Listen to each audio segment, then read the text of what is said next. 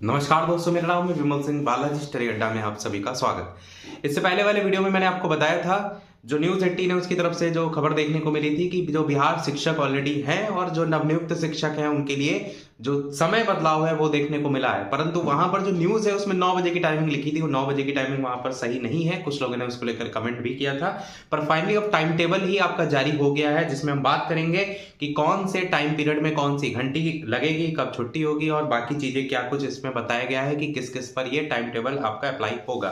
तो ये नोटिफिकेशन है जिसमें साइड में आप तारीख देख पाएंगे 21/11/2024 की पड़ी हुई है। बिहार सरकार शिक्षा विभाग की तरफ से नोटिफिकेशन जारी किया गया, माध्यमिक शिक्षा कार्यालय की तरफ से।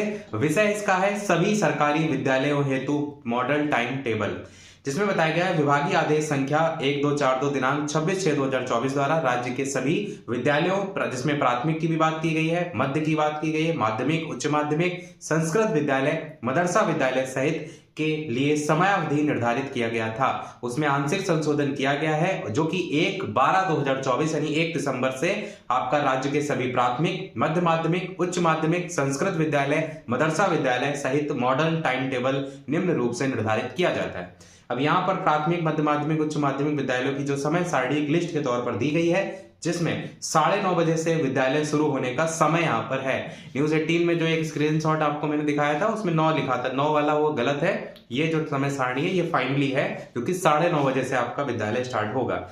तो अगला जो पहले ही प्रार्थना आदि को लेकर के समय रखा गया है वो 9:30 बजे से 10 बजे का रखा गया है। फिर 10 से 10:40 तक पहली घंटी रहेगी, 10:40 से 11:20 दूसरी घंटी रहेगी। इसी प्रकार 11:20 से 12 बजे तक तीसरी घंटी रहेगी। 12 से 12:40 पर अगर बात करें तो एमडीएम और मध्यांतर रखा गया है। फिर 12:40 से लेकर के 1:20 तक चौथी घंटी रखी गई है। 1:20 से 2 बजे तक पांचवी घंटी, 2 से 2:40 तक छठवीं घंटी, 2:40 से 3:20 तक सातवीं घंटी और 3:20 से 4 बजे तक आठवीं घंटी और 4 बजे छुट्टी जो है वो कर दी जाएगी। नीचे इसमें कुछ एक दो पॉइंट भी लिखे गए हैं, जिसमें पहला पॉइंट बताया गया है कि 9:30 से जो 10 बजे है उसमें बच्चों का गेटअप, पोशाक, बाल और नाखून की जांच शिक्षकों के द्वारा जो है वो की जाएगी। इसको हम डिटेल में देखिए, टाइम तो हम पहले बता चुके थे, पर डिटेल में इसलिए बात कर रहे हैं क्योंकि अभी टीआरई 3 में कई लोग सिलेक्टेड हुए हैं, वो अभी जाएंगे तो उनको यही टाइम टेबल ही देखने को मिलेगा और क्या कुछ उनके लिए नियम शर्तें हैं वो भी उनको पता होना चाहिए पहले से। तो यहाँ पर नाखून की जांच शिक्षकों के द्वारा की जाएगी। इसके बाद प्रार्थना जैसे कि निर्धारित बिहार गीत आदि भी कराएंगे। ध्यान दीजिएगा, बिहार गीत भी वहां पर करवाया जाता है। तत्पश्चात सामान्य ज्ञान, सामान्य वाचन और अन्य परिचर्चा वगैरह भी कराई जाएगी। अलग अलग विद्यालयों में अलग अलग प्रेयर चलती है। असेंबली में सभी शिक्षक, शिक्षिका, शिक्षेतर कर्मी उपस्थित रहेंगे और प्रत्येक दिन राष्ट्रगान, जनगण मन समापन जो है उसमें कराएंगे। साथ ही इस कार्यक्रम में लाउड स्पीकर का प्रयोग जो है वो अनिवार्य रहेगा। ये भी यहाँ पर क्लियर तरीके से कहा गया है। आगे बताया गया है कि अनिवार्य रूप से प्रत्येक कक्षा के बच्चों के लिए खेलकूद, संगीत, नृत्य, पेंटिंग का एक घंटी निर्धारित करना सुनिश्चित करेंगे। अनिवार्य रूप से प्रत्येक कक्षा के बच्चों की बात यहाँ पर जो है वो की गई है। और प्रत्येक गतिविधि के लिए अलग अलग वर्ग के लिए अलग अलग समयांतराल भी आपको निर्धारित करना पड़ेगा। एक ही साथ सभी वर्गों के लिए एक विधा या गतिविधि जैसे खेल कूद आदि निर्धारित नहीं करेंगे, मतलब बदल बदल कर करेंगे, कहने का मतलब यह है। तीसरे पॉइंट में बताया गया है कि यदि विद्यालय में किसी कक्षा की बोर्ड या सेंटअप परीक्षा ली जा रही है तो फिर अन्य कक्षाओं को स्थगित नहीं किया जाएगा। अन्य कक्षाओं में अध्यापन का जो कार्य है वो जो है वो चलते रहना चाहिए। अगले चौथे पॉइंट में बताया गया कि शनिवार को विद्यालय में पूरे दिन गतिविधि जैसे कि निर्धारित बैगलेस सुरक्षित शनिवार वर्ग 1 से 8 वर्ग के लिए जारी रहेगा।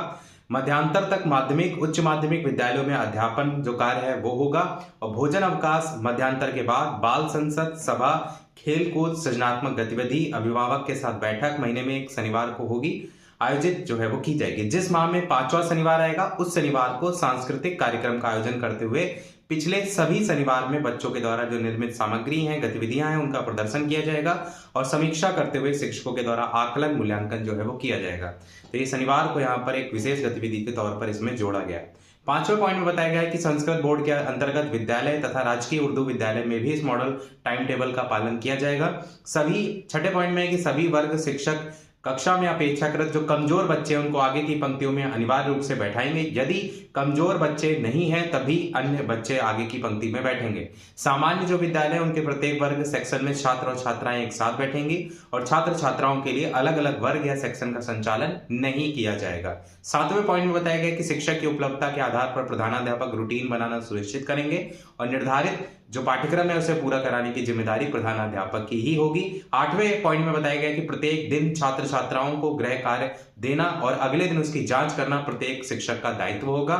9वें पॉइंट में बताया गया कि प्रतिदिन विद्यालय परिसर, वर्ग कक्ष, रसोई घर और शौचालय आदि की साफ सफाई के लिए निरीक्षण करने की जो जिम्मेदारी होगी वो भी आपकी प्रधानाध्यापक की ही होगी। तो बाकी नीचे साइन वगैरह है। ये नोटिफिकेशन जो है वो तारीख इसमें 21 पड़ी है, परंतु आज तारीख आपकी 22 नवंबर 2024 की है। ये सारे इंस्ट्रक्शन मेन इसलिए भी जरूरी है क्योंकि जो नवनियुक्त शिक्षक होंगे उनको कुछ इसमें से ऐसे पॉइंट देखने को मिलेंगे, हो सकता है वो चीज उनको पहले से ना पता हो। बाकी एक हमारे सोशल अपडेट में कोई प्रश्न कमेंट में पूछ लीजिएगा। वीडियो लाइक शेयर सब्सक्राइब कीजिएगा। मिलते हैं अगले वीडियो में, तब तक के लिए सभी को नमस्कार, जय हिंद।